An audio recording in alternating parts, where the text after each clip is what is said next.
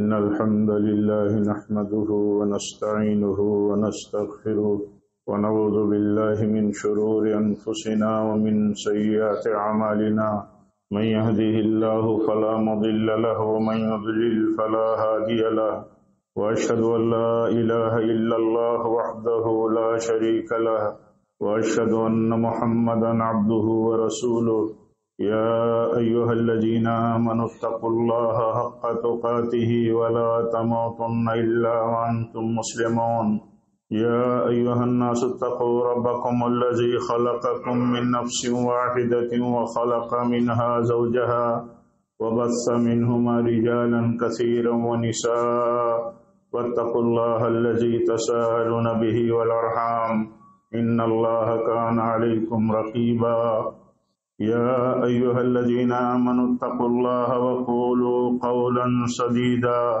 يصلح لكم أعمالكم ويغفر لكم ذنوبكم ومن يطع الله ورسوله فقد فاز فوزا عظيما أما بعد فإن خير الحديث كتاب الله وخير الهدي هدي محمد صلى الله عليه وسلم وشر الأمور محدثاتها وكل محدثة بدعة وكل بدعة ضلالة وكل ضلالة في النار أعوذ بالله من الشيطان الرجيم بسم الله الرحمن الرحيم فبما رحمة من الله لنت لهم ولو كنت فظا غليظ القلب لانفضوا من حولك.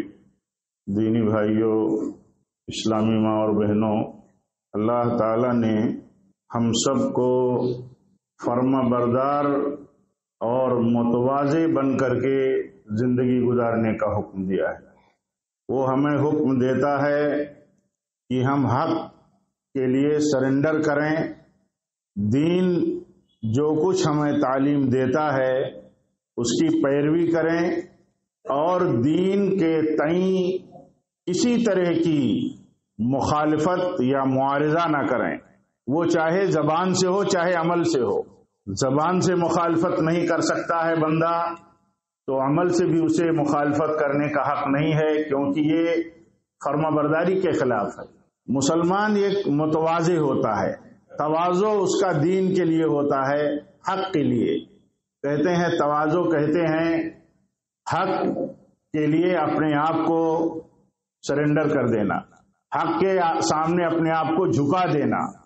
وہ حق چاہے کسی چھوٹے کی طرف سے آئے، کسی لا علم کی طرف سے بھی آ جائے. کہیں کسی لا علم نے علم والا نہیں ہے لیکن حق بات اس نے کہہ دی تو حق کا تقاضا یہ ہے کہ حق مان لی جائے، بات سن لی جائے، کیونکہ کہنے والے کا اعتبار نہیں ہے، جو بات کہی جا رہی ہے اس کا اعتبار ہے کہ وہ بات حق ہے. ایک پیمانہ ہے. اور متواضع آدمی جیسے اللہ کے لیے اپنے آپ کو، اپنے دل کو جھکائے رکھتا ہے، انکسار قلب ہوتا ہے اس کے ہاں، ایک مومن کے ہاں، ایسے مومن اللہ کے بندوں کے لیے بھی نرم رہتا ہے، متواضع رہتا ہے، رحیم رہتا ہے، شفیق رہتا ہے. اس کے اندر کبر نہیں ہوتا، اس کے اندر برتری کا دماغ نہیں ہوتا، بلکہ وہ اپنی حیثیت کے باوجود، اس کی کوئی حیثیت ہوتی ہے تو اس حیثیت میں بھی وہ چاہتا ہے کہ میں چھوٹا بن کر کے رہوں. آپ صلی اللہ علیہ وسلم ہمارے لیے اسوہ حسنہ ہیں.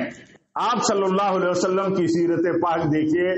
آپ فرماتے ہیں، کہتے ہیں کہ ایسے ہی میں کھاتا ہوں جیسے کوئی غلام کھاتا ہے، ایسے ہی میں بیٹھتا ہوں جیسے کوئی غلام بیٹھتا ہے. آپ کا مقام کتنا بلند ہے، آپ کی شان کتنی بلند ہے، لیکن آپ اپنے مقام اور شان کے اعتبار سے بھی آپ اپنے آپ کو چھوٹا بنا کر کے رکھتے تھے. ایک دن آپ اماں عائشہ سے فرماتے ہیں، ام المومنین عائشہ رضی اللہ تعالیٰ عنہا سے فرماتے ہیں، عائشہ میں چاہوں تو میرے ساتھ پہاڑ جو ہے یہ سونے کا پہاڑ میرے ساتھ چلے. اللہ کی طرف سے آفر ہے، اللہ کی طرف سے میری خواہش ہے تو اللہ کی طرف سے آفر ہے. لیکن آپ نے پسند کیا کیا؟ آپ نے پسند کیا سماج میں چھوٹا بن کر کے رہنا۔ اس سے ثابت یہ ہوتا ہے کہ جس کی شان بلند ہو، جس کا مقام بلند ہو، وہ بھی اپنی شان اور اپنے مقام کو چاہے جس اعتبار سے، کوئی سیاسی طور پر آج دنیا میں سب سے بڑا مقام اسی کا مانا جاتا ہے جو سیاسی طور پر بہت بڑا ہو، دین میں تو اس کا مقام سب سے بڑا ہے جو ہم میں تقوی والا اور علم والا ہے، کیونکہ علم والا اور تقوی والا وہی سب سے بڑا ہے اللہ کے ہاں اور سب سے بلند ہے۔ تو جو جس اعتبار سے بھی بلند ہے، علم میں، تقوی میں، دین میں، سیاست میں، دولت میں، اپنے پاور میں، چاہے جس طرح کا اس کے پاس پاور اللہ تعالیٰ نے دیا ہو، تو اللہ تعالیٰ یہ چاہتا ہے کہ اس کا بندہ میرے بندوں کے بیچ میں بڑا بن کر کے رہنے کی کوشش نہ کرے، بلکہ اس کا جو مقام ہے اس سے تھوڑا اتر کر کے رہے، کیونکہ یہ چیز اللہ کو پسند ہے۔ ایک دن اللہ کے نبی صلی اللہ علیہ وسلم اپنے خطبے میں فرماتے ہیں، خطبے میں آپ فرماتے ہیں کہ میری طرف اللہ نے وحی کی ہے، وحی اس بات کی، ان تواضعوا، مجھے وحی کر کے اللہ تعالیٰ نے بتایا ہے کہ سب کے سب تواضع اختیار کرو۔ تواضع کا مطلب اللہ کے حکم کے سامنے سرنڈر رہو، اللہ کے بندوں کے بیچ میں نرمی کے ساتھ رہو، نرم روی، محبت کا سلوک، برتاؤ کا سلوک، مشفقانہ سلوک، اور ایک دوسرے کے لیے اپنے پہلو کو نرم کر کے رہو۔ اللہ تعالیٰ فرماتا ہے اور حق کے سامنے جھکے رہو۔ کیا وحی کی اللہ تعالیٰ نے کہ سب کے سب تواضع اختیار کرو، کوئی کسی پر فخر نہ کرے۔ اس وحی میں کیا ہے؟ کوئی کسی پر فخر نہ کرے اور کوئی کسی پر ظلم نہ کرے۔ اللہ تعالیٰ نے وحی کی ہے۔ ہم کہتے ہیں نا کہ بھلا فلاں بھائی ہمارا، فلاں شخص ہمارا، فلاں رشتہ دار ہمارا، فلاں ہمارے محلے کا، ہمارا جماعتی، اتنا ہونے کے باوجود بھی بڑا متواضع ہے، شریفانہ بات کرتا ہے، اس کی زندگی میں، اس کی بات میں، اس کے تعامل اور برتاؤ میں، اس کے ٹریٹمنٹ میں کوئی اکڑپن نہیں ہے، کوئی کبر و غرور نہیں ہے۔ کیوں؟ کبر بہت خطرناک چیز ہے۔ تواضع اختیار کر لینے والا بندہ پھر فخر کیا کرے گا؟ کہا تواضع اختیار کرو، فخر مت کرنا۔ آپ کتنے بڑے تھے؟ آپ فرماتے ہیں انا سید ولد آدم ولا فخر۔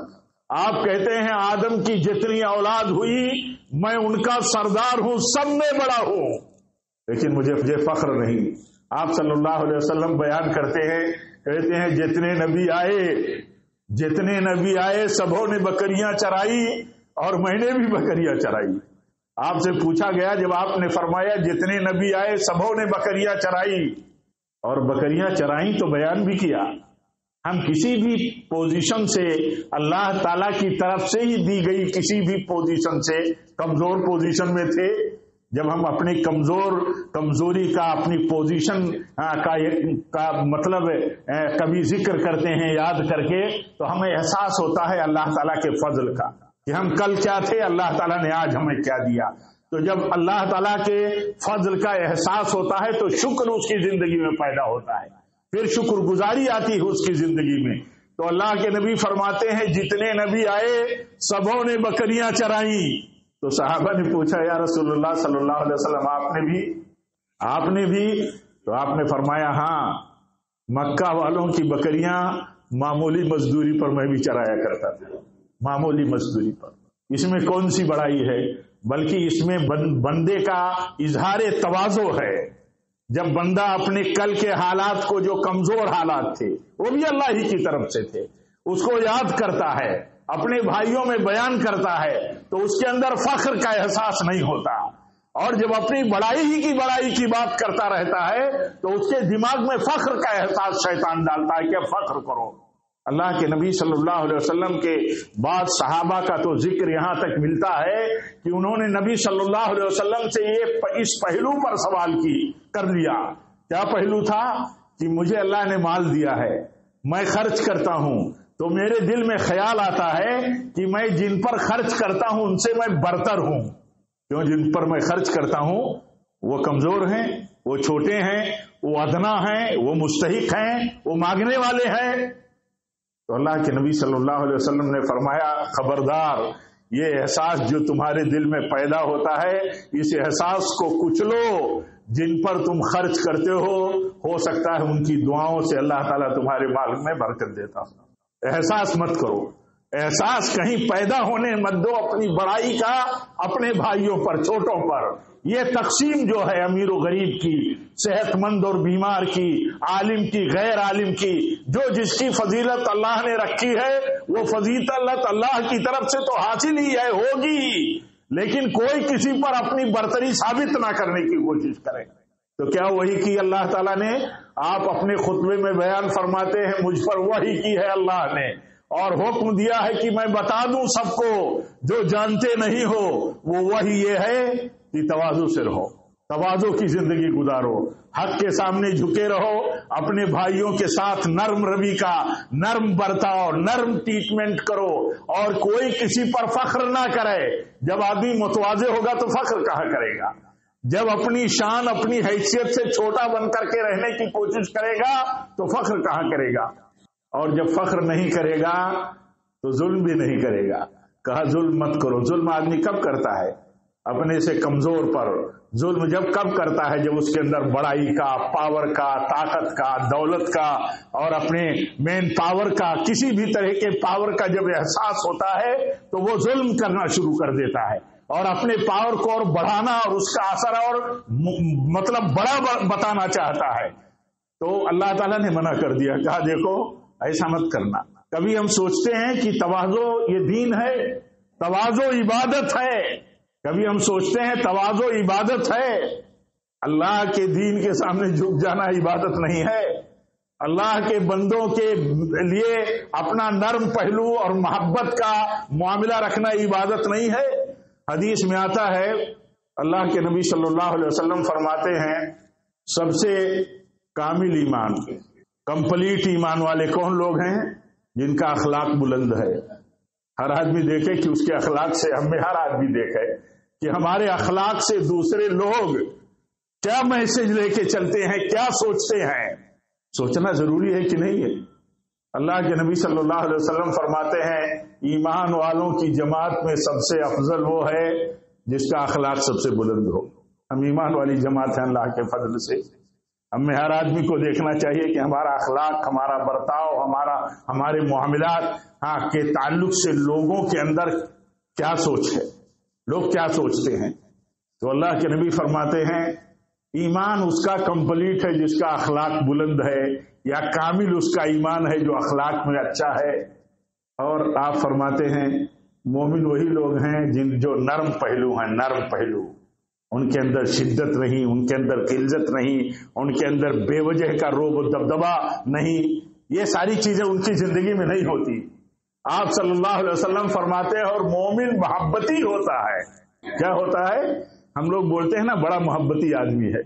ہماری اپنی زبان میں عام بولی چالی میں بھی بولا جاتا ہے کہ فلاں بڑا محبتی ہے. بڑا محبتی کا مطلب وہ محبت کرنے والا ہے، دل میں اس کی بڑی محبت ہے. اللہ کے نبی فرماتے ہیں مومن وہ ہے جو پہلو جس کے نرم ہو ایک دوسرے کے لیے، اور وہ محبت کرتا ہو، لوگ اس سے محبت کرتے ہوں، اور اس مومن کے اندر خیر نہیں جس سے لوگ نہ محبت کرتے ہوں نہ وہ لوگوں سے محبت کرتا ہو. کتنی محبت ہے ہمارے ہاں ایک دوسرے کی، کتنی محبت ہے، اور ہم کتنے محبتی ہیں. یہ سب پیمانے ہیں، یہ اخلاق کی بلندیوں کے، یہ سب اخلاقی صفات ہیں جو مومن کے ہاں ہوتی ہیں. ہمیں ہر آدمی کو فکر کرنی چاہیے. اللہ کے نبی صلی اللہ علیہ وسلم فرماتے ہیں، آپ فرماتے ہیں ما نقصت صدقۃ من مال، ما نقصت صدقۃ من مال. صدقہ مال کو گھٹاتا نہیں ہے. اللہ کی راہ میں کوئی خرچ کر دیا تو مال گھٹ جائے گا. اللہ کے نبی فرماتے ہیں صدقے سے مال گھٹتا نہیں. آپ صلی اللہ علیہ وسلم کی بات. اور آپ فرماتے ہیں آگے کوئی بھی اگر کسی بندے کو معاف کر دیتا ہے تو اس کی عزت گھٹتی نہیں ہے، بڑھتی ہے.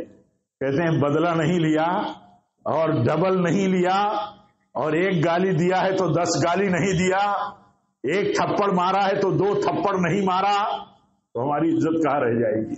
نبی صلی اللہ علیہ وسلم فرماتے ہیں ما زاد اللہ عبدا بعفو الا عزا، اللہ تعالیٰ معاف کرنے سے کوئی بھائی اللہ کے کسی بندے کو، اپنے کسی بھائی کو اسی کسی غلطی اور زیادتی پر معاف کر دیتا ہے۔ تو اللہ تعالیٰ فرماتا ہے بڑھتا کیا ہے، اللہ کے نبی فرماتے کیا ہے، بڑھتی ہے اس کی عزت، جس نے معاف کیا اس کی عزت بڑھ گئی، اور جس نے ظلم و زیادتی کیا تھا اس سے بدلہ نہیں لیا تو اس کی عزت گھٹ گئی۔ کیوں گھٹ گئی؟ معلوم ہوا نا کہ وہ اس نے زیادتی کی ہے۔ اور اگر کہیں برابری کا حساب ہوا، عام طور پر بدلہ لینے پر برابری کا حساب کون کرتا ہے؟ جتنی طاقت ہوتی ہے اتنا استعمال کرتا ہے، چھوٹی سی جہالت کے سامنے بڑی جہالت کرتا ہے، چھوٹی سی گالی کے سامنے بدترین گالی دیتا ہے۔ تو اللہ کے نبی فرماتے ہیں جب کوئی بندہ اللہ کے کسی بندے کو، جب کوئی مسلمان کسی مسلمان بھائی کو اپنے معاف کر دیتا ہے تو اللہ اس کی عزت بڑھا دیتا ہے۔ اور آگے فرماتے ہیں وما تواضع عبد للہ الا رفعہ اللہ، جب بھی کوئی بندہ اللہ کا، جب بھی کوئی ایمان والا تواضع اختیار کر لیتا ہے، تواضع اختیار کر لیتا ہے تو اللہ تعالیٰ اس کو بلند کر دیتا ہے۔ چھوٹا بن گیا، بلند کر دیا اللہ۔ یہ دیکھیے یہ کتنے اہم راز ہیں جن سے ہم اپنی عملی زندگی میں عام طور پر اللہ ہم سب کو معاف فرمائے لاپرواہ ہیں۔ عام طور پر ہم پرواہ نہیں کرتے، ہم گنتے نہیں کہ یہ کتنی بڑی بلندی کی بنیادیں ہے۔ مال خرچ کرتے ہیں اللہ کے راہ میں، خرچ کرتے ہیں کسی مولوی صاحب کی بہت زیادہ اپیل پر، کسی بہت زیادہ تعلق کی بنیاد پر۔ لوگ کیا کہیں گے اس نقطۂ نظر سے؟ نہیں، مال اس نقطۂ نظر سے خرچ کیا جائے کہ مال اللہ کا ہے اور اللہ کی راہ یعنی اس کی فرمانبرداری کی راہ میں، اس کی اطاعت میں خرچ کرنا یہ حق ہے۔ اور یہ ایمان رکھا جائے کہ مال اللہ کے حکم سے خرچ کرنے سے گھٹتا نہیں گھٹتا ہے۔ ہم میں کس کا اتنا ایمان ہے؟ کتنے ہم کمزور ہیں، کتنا ایمان ہے ہمارا کہ ہم نے اگر اپنے کسی بھائی کو اس کی زیادتی کی وجہ سے معاف کر دیا تو عزت اللہ بڑھا دے گا۔ کتنا ایمان ہے؟ ہم اس کو کہنے اور سننے کی حد تک نہ دیکھیں، اس کا احساس کریں کہ ہم کتنا برت لیتے ہیں یقین رکھتے ہوئے اس مسئلے کو کہ اپنے بھائی کو معاف کرنے سے عزت گھٹتی نہیں ہے، بڑھتی ہے۔ سماج کیا کہے گا اگر ہم بدلہ نہیں لے سکے؟ ہم اس موقف اور کنسپٹ پہ نہیں ہے، ہم اس موقف اور کنسپٹ پہ رہتے ہیں کہ معاف کر دینے سے اللہ عزت بڑھا دیتا ہے۔ کیونکہ جتنا معاف کرتا ہے آدمی اتنا ہی اس کی حیثیت اللہ تعالیٰ کے یہاں بلند ہوتی ہے، وہ اتنا ہی اس کا رنگ اللہ تعالیٰ کے رنگ سے ملتا ہے۔ کتنا معاف کرتا ہے اللہ۔ ہم آپ سوچیں رات و دن میں کتنی اللہ کے حکم کی اور نبی کی سنتوں کی مخالفت کرتے ہیں۔ ہم غلام ہیں اللہ کے، ہم بندے ہیں اللہ کے۔ ایک ایک سانس، ایک ایک ہمارے جسم کے روئیں، ہماری زندگی کا ایک ایک پل، یہ سب اللہ تعالیٰ کے فضل کا رہین منت ہے، سب اللہ کا فضل ہے۔ اللہ اپنا فضل اٹھا لے تو ہم ایک سانس نہیں لے سکتے۔ آپ دیکھیے جس کو سانس لینے میں دقت ہوتی ہے وہ ایک سانس کے لیے تڑپتا ہے، اگر اللہ روک لے تو کیا حالت ہوتی ہے۔ لیکن اس کے باوجود کتنا معاف کرتا ہے اللہ تعالیٰ ہم کو اور آپ کو۔ اللہ تعالیٰ ہم سب کو اپنا فرما بردار بن کر کے زندگی گزارنے کی توفیق دے۔ میرے بھائیوں تو دیکھیے ایک بھائی جب اپنے بھائی کو معاف کرتا ہے تو اس کا مقام اللہ تعالیٰ کے ہاں بہت بلند ہوتا ہے۔ معاف کیا، معافی کا محتاج ہے۔ معاف کیا تھا حضرت ابوبکر رضی اللہ تعالیٰ عنہ نے اپنے خالہ زاد بھائی کو، انہوں نے چھوٹی غلطی نہیں کی، غلطی ہو گئی بشری تقاضے سے، باتوں میں آ کر کے انہوں نے منافقوں کی بات کہہ دی اور انہوں نے قبول کر لیا کیونکہ وہ سچے تھے، وہ سچوں میں سے تھے۔ لیکن برداشت نہیں ہوتا۔ ایک باپ سے پوچھو، کسی ماں سے پوچھو، اس کی بیٹی پر اگر جھوٹی تہمت کسی نے لگائی ہو، وہ بھی رشتہ دار، وہ بھی ان کے نان نفقے اور خرچے میں رہنے والا یعنی غریب۔ آپ کسی غریب کی غربت کے ناطے رشتے دار ہوں، اس کا خرچہ چلائیں، اس کے باوجود آپ کی عزت پر حملہ کر دے، وہ کتنا ہی بڑا امتحان ہوتا ہے. ہاں، اس کو معاف کرنا. لیکن جب انہوں نے ناراضگی سے کہا اب خرچہ نہیں دوں گا، تو اللہ تعالیٰ نے کہا میری طرف سے اگر معافی تم چاہتے ہو تو معاف کر دو، تمہارا مقام بہت بلند ہے. اے صدیق کائنات، تم بہت بلند مقام پر ہو، تم اس کو اتنا بڑا مسئلہ مت بنا دو. خرچ اپنے رشتہ دار کو اس کی غربت کے ناطے دیتے تھے. اس نے اگر غلطی کی تو اس کی غلطی کی اسی سزا ہے، اور وہ توبہ کرے تو اللہ تعالیٰ کے ہاں معافی بھی ہے، اور معاف کرنے والوں کو معافی ملتی ہے اللہ کے ہاں. اللہ تعالیٰ نے پوچھا، اے نبی پوچھو میرے صدیق سے، پوچھو الا تحبون ان یغفر اللہ لکم. تو سب کے لیے قاعدہ ہے، سب کے لیے. اور اللہ تعالیٰ بلند کر دیتا ہے اس کو جو معاف کرتا ہے. کتنے ہم میں ایسے ہیں، ہم میں کتنے ایسے ہیں جو اللہ کے لیے اپنے کسی بھائی کو اس کی ظلم و زیادتی کی بنیاد پر اس کو معاف کر دیا. پتہ نہیں ہم میں کبھی سوچتے بھی ہیں کہ بھئی اللہ کے لیے معاف کر دینا یہ بہت بڑی عبادت ہے، یہ بہت بڑا تواضع ہے کہ آدمی چھوٹا بن گیا، ہاں مظلوم ہو کر کے ظالم کو معاف کر دیا. ہمارے ہاں ایک کنسپٹ یہ بھی عام کیا جاتا ہے کہ ظالم کو معاف کرنا یا ظلم کو بڑھاوا دینا. ایسا کچھ نہیں، ایسا کچھ نہیں ہے. اس کا ایک نظام ہے. عام صورتحال میں یہی ہے کہ معاف کرو، معاف کرو، معاف کرو. حدیث میں آتا ہے کتنا معاف کرے. ایک بار پوچھا گیا کتنا معاف کریں، کتنا معاف کریں. ہمارے نوکر ہیں، نوکر غلطی کرے تو کتنا معاف کریں. تو آپ نے فرمایا 70 بار معاف کرو. آپ سوچئے معافی کتنی بڑی چیز ہے. اور آپ صلی اللہ علیہ وسلم جب معاف کرتا ہے آدمی تو ایسا لگتا ہے چھوٹا ہو گیا. ایسا لگتا ہے نا کہ وہ چھوٹا ہو گیا. لوگ کہیں گے کہ ہاں کچھ نہیں کر پایا. کیا کہیں گے لوگ؟ کچھ نہیں کر پایا. کچھ نہیں کر پایا، کر لینے کی کچھ طاقت ہو تو معاف کر دینا اور بہت بڑی بات ہے.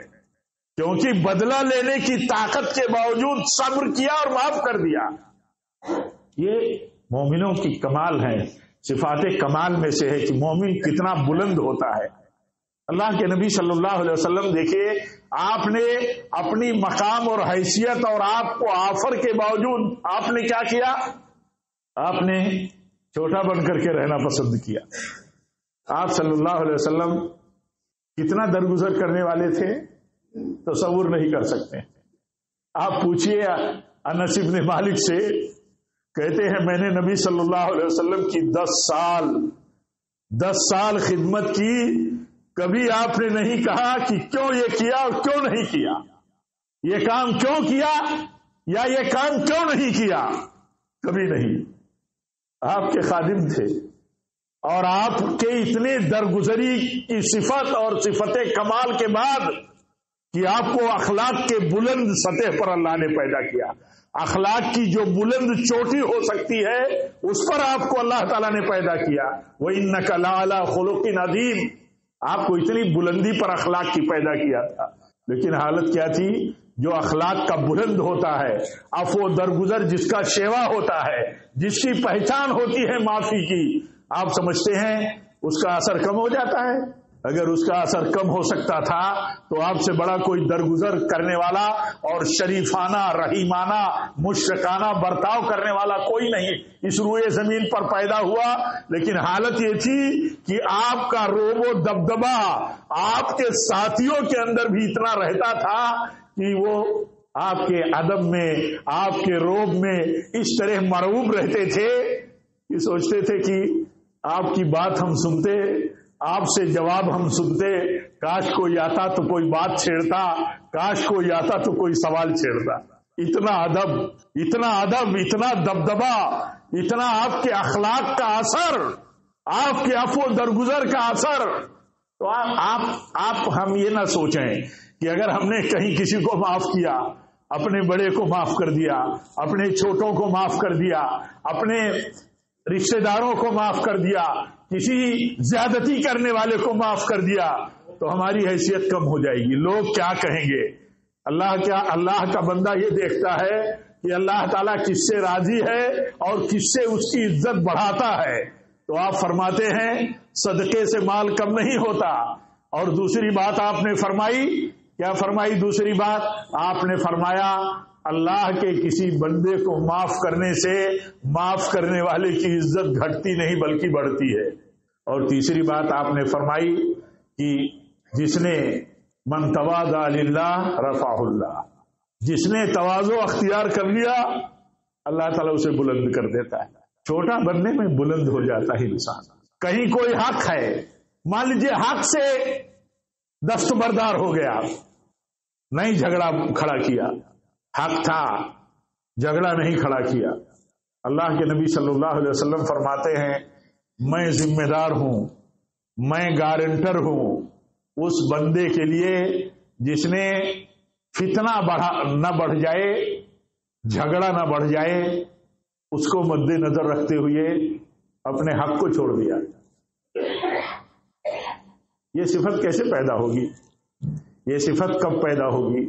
یہ جب ہم ایمان رکھیں گے اور ہمیں لالچ ہوگی، ہمیں لالچ ہوگی اللہ تعالیٰ سے ملنے والے فضل کی، ہمیں فضل کی لالچ ہے، اللہ کے رحمت کی لالچ ہے، اپنی عزت کی لالچ ہے، تو عزت اور رحمت اور فضل کے صحیح سورس کی تلاش ہوگی اور ہم صحیح سورس کو اپنائیں گے۔ یہ صحیح سورس ہے، اللہ تعالیٰ نے اسے بہت بڑا سورس بتایا۔ اور آپ ایسے ہی تھے، آپ ایسے تھے، آپ کی عزت کتنی تھی بیان نہیں کیا جا سکتا، بیان نہیں کیا جا سکتا۔ آپ کے صحابہ کتنی عزت کرتے تھے بیان نہیں کیا جا سکتا۔ آپ کے وضو کا پانی زمین پر گرتا نہیں تھا، آپ کے تھوک سے برکت حاصل کرنے کے لیے صحابہ بے چین رہتے تھے، آپ کے اشارے پر جان و مال کی کوئی قیمت نہیں تھی ان کے نزدیک۔ نبی صلی اللہ علیہ وسلم کی شان میں کوئی گستاخانہ سنٹینس یوز کر دے، کوئی گستاخی کا جملہ استعمال کر دے تو ان کے بدن میں ایسی گرمی پیدا ہوتی تھی، بے قابو ہونے لگتے تھے، لیکن یہ کہ وہ قابو میں اپنے آپ کو کر لیتے تھے کہ اللہ کے نبی جب تک اجازت نہیں دیں کسی گستاخ کے ساتھ بھی کوئی کارروائی نہیں کی جا سکتی۔ آپ کیسے تھے؟ اس کے باوجود ایک دن حضرت عمر فاروق رونے لگے۔ کیا رونے لگے؟ دیکھا اللہ کے نبی چٹائی پر لیٹے ہیں اور چٹائی کی تیلیوں کے داغ آپ کے بدن میں نظر آ رہے ہیں، بلا کپڑے کا جسم ہے، پیٹھ ہے، آپ اس میں دیکھ رہے ہیں کہ تیلیوں کے داغ، یہ چٹائی کھجور کی چٹائیوں کے داغ دیکھ کر کے رونے لگے اور کہنے لگے یا رسول اللہ صلی اللہ علیہ وسلم، یہ قیصر و کسریٰ ہیں، یہ ایران اور روم کے بادشاہ ہیں، ان کے لیے اتنی دنیا، اتنی آسائش، اتنی ناز و نعمت کی زندگی، آپ ہمیں اجازت دے دیتے، آپ ہمیں اجازت دے دیتے تو ہم آپ کے لیے آرام دہ بستر تو بنا لیتے۔ آپ سوچئے جو خود فرماتے ہیں عائشہ، اگر میں چاہوں تو میرے ساتھ سونے کا پہاڑ چلے، اگر میں چاہوں تو میرے ساتھ سونے کا پہاڑ چلے۔ جبریل آئے، فرشتہ آیا، اللہ کے نبی صلی اللہ علیہ وسلم سے پوچھتا ہے ارادہ، آفر اللہ کی طرف سے لے کے آیا ہے، آپ نبی اور اللہ کا بندہ بن کر کے رہنا چاہتے ہیں؟ کیا پسند ہے آپ کو کہ نبی اور بادشاہ بن کر کے؟ کیونکہ نبی بادشاہ ہو تو کیا کوئی عیب کی بات ہے؟ آج جو بادشاہت کو گالیاں دیتے ہیں ہمارے نادان بھائی، وہ نہیں سمجھتے۔ اللہ کے نبی کو آفر ہوا، اسی روئے زمین پر ایک بہت بڑے نبی تھے سلیمان علیہ السلام، ان سے بڑا بادشاہ نہ پہلے گزرا نہ قیامت تک آئے گا۔ وہ نبی تھے، ان کی بادشاہت دیکھیے انسانوں ہی پر نہیں جناتوں پر تھی، پرندوں کو بھی جواب دینا پڑتا تھا کہ تم کہاں تھی۔ تو اللہ کے نبی کو آفر آیا، کہا آپ نبی اور بندہ بن کر کے رہنا چاہتے ہیں یا نبی اور بادشاہ؟ تو اللہ کے نبی نے نظر اٹھا کر کے دیکھا جبریل کی طرف، تو حضرت جبریل نے اشارہ کر دیا۔ کیا اشارہ کر دیا؟ اشارہ کر دیا کہ آپ تو چھوٹا بن کر کے رہنا پسند کریں گے۔ تو آپ نے فرمایا میں اللہ کا نبی اور اللہ کا غلام بن کر کے رہنا پسند کرتا ہوں۔ جسے ملی ہو دنیا کی بہت ساری بڑائی کی چیزیں، بڑائی کی بنیادیں، کہ وہ اپنی بڑائی دوسروں کے اوپر ثابت کر سکتا ہے، بتا سکتا ہے اور لوگوں سے منوا سکتا ہے کہ میں تو بہت بلند ہوں آپ سے، اس کا بھی طریقہ کیا ہے؟ اس کا بھی طریقہ اس کے نبی کے طریقے میں ہے کہ وہ چھوٹا بن جائے، چھوٹا بن جائے، چھوٹا بن جائے. جو حیثیت ہو، بہت شان سے رہ سکتا ہے تو تھوڑا اللہ تعالیٰ کی دی ہوئی نعمتوں کو استعمال کرے. اس میں کوئی منع نہیں، اس میں کوئی منع نہیں. اللہ کو پسند ہے اللہ کی نعمتیں استعمال کرو، اللہ تعالیٰ کی دی ہوئی نعمتوں میں زینت اور جمال استعمال کرو. ہاں، اس میں کوئی منع نہیں نبی صلی اللہ علیہ وسلم نے. لیکن ہوتا کیا ہے، آدمی جب اللہ تعالیٰ کی نعمتوں کو پاتا ہے تو کبر کی راہ پہ چلا جاتا ہے. صحیح دائرے میں رہتے ہوئے اللہ کی نعمتوں کو استعمال کرنا یہ اللہ کو پسند ہے. لیکن عموماً کیا ہوتا ہے، جب اللہ طاقت دیتا ہے تو نشہ طاقت کا، دولت دیتا ہے تو نشہ دولت کی، اسی طرح کوئی پاور ہوتا ہے تو پاور کا نشہ، تو آدمی صحیح استعمال نہیں کر پاتا. ورنہ حدیث میں آتا ہے، اللہ کے نبی فرماتے ہیں، آپ فرماتے ہیں متکبر جس کے دل میں ذرہ برابر بھی کبر ہوگا وہ جنت میں نہیں جائے گا. لا يدخل الجنت من کان فی قلبہ مثقال حبۃ من کبر. تو یہ ایک صحابی رسول پوچھتے ہیں، کہتے ہیں یا رسول اللہ صلی اللہ علیہ وسلم، ایک شخص کو پسند ہے کہ وہ اچھا کپڑا پہنے، اچھے جوتے پہنے، تو کیا یہ تکبر ہے؟ پوچھ لیتے تھے. ان کے سمجھ میں آ گئی ایک بات کی تکبر یہ جنت کے داخلے میں ایک رکاوٹ ہے بہت بڑی. فوراً پوچھ لیا، اچھے کپڑے پہننا، اچھے جوتے پہننا یعنی زیب و زینت اختیار کرنا، یا رسول اللہ صلی اللہ علیہ وسلم یہ تکبر تو نہیں ہے؟ تو آپ نے فرمایا نہیں. آپ نے فرمایا نہیں، ان اللہ جمیل یحب الجمال. اللہ تو جمیل ہے، جمال کو پسند فرماتا ہے، پسند فرماتا ہے اللہ. آپ نے فرمایا تکبر کیا ہے؟ بطر الحق وغمت الناس. کیا تکبر ہے؟ ہم جس معنی میں تکبر سمجھتے ہیں اگر وہ اس کے مطابق نہ ہے تو درست کر لیں. اللہ کے نبی نے تکبر کا ڈیفینیشن کیا، تعریف کی، بتائی آپ صلی اللہ علیہ وسلم نے کہ تکبر کس کو کہتے ہیں. آپ نے فرمایا تکبر کہتے ہیں حق نہ ماننا. حق نہ ماننا یہ تکبر ہے. آپ نے بارہا سنا ہے، سنتے رہتے ہیں، پڑھتے رہتے ہیں. شیطان کو اللہ تعالیٰ نے کہا کہ شیطان نے کبر کیا، تکبر کیا، حق نہیں مانا. اللہ کی بات حق ہے یا نہیں ہے؟ اللہ کی بات حق نہیں ہے تو کس کی بات حق ہے؟ اس کے بعد تو گمراہی ہی ہے. اللہ کے بات کے خلاف اگر کیا جائے یا اس کے خلاف کوئی بات ہو تو ضلال ہے، گمراہی ہے، جہالت ہے، جاہلیت ہے. تو حکم دیا اللہ تعالیٰ نے کہ آدم کا سجدہ کرو، تو سبوں نے آدم کا سجدہ کیا سوائے ابلیس کے. تو کہا یہ متکبر ہے، اور کبر کرنے کی وجہ سے حکم کا انکار کر دیا، حکم کو ٹھکرا دیا، اور حکم کے سامنے جھک جانے کے بجائے، حکم ہے جھک جاؤ، حکم ہے جھک جاؤ، تو جھک جانے کے بجائے اس نے اعتراض کیا اللہ کے حکم پر. کیا اعتراض کیا؟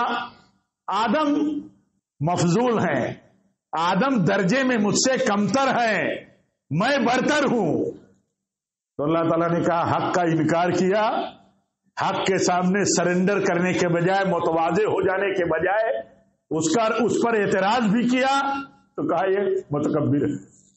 تو ایک تکبر کی ایک بات کیا بتائی آپ صلی اللہ علیہ وسلم نے؟ آپ نے فرمایا تکبر حق کا انکار ہے.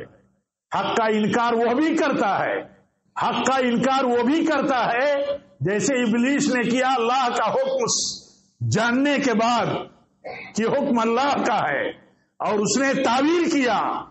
ایسے وہ بھی متکبر ہے جو نبی کی سنت جاننے کے بعد تعویل کرتا ہے، وہ بھی متکبر ہے. ہمارے ائمہ کہتے ہیں ہمارے علماء کہتے ہیں جس کو اللہ نے واجب نہیں کیا تم نے واجب کر لیا، حق کے خلاف ہے. اللہ نے واجب کیا نبی کے طریقے اور سنت کی پیروی، آپ کی ایک ایک حدیث اور سنت پر عمل واجب کیا اللہ تعالیٰ نے، تم نے واجب کر لیا 4 اماموں میں سے کسی امام کی تقلید. اس کا نتیجہ کیا ہوا؟ اس کا نتیجہ یہ ہوا کہ سنت بتائی جاتی ہے تب بھی آدمی تقلید کے حوالے سے سنت کا انکار کر دیتا ہے، تعویل کرتا ہے کچھ نہ کچھ. تعویل تو کرے گا ہی کچھ نہ کچھ، کیونکہ براہ راست کیسے کہے گا کہ میں نہیں مانوں گا نبی کی سنت کو؟ تو تعویل تو ابلیس نے بھی کیا تھا۔ علماء کہتے ہیں سب سے پہلے تعویل کرنے والا ابلیس ہے، سب سے پہلے۔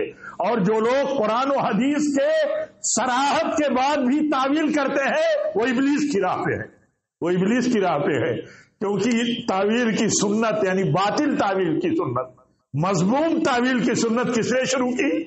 حکم صریح ہے، حکم صریح ہے سجدہ کرو، سارے کے سارے آدم کا تعویل کر دیا کہ میں تو افضل ہوں آدم سے، مجھے تو آگ سے پیدا کیا گیا اور آدم کو مٹی اور کیچڑ سے، تو کہا میں تو افضل ہوں، تعویل کر دیا۔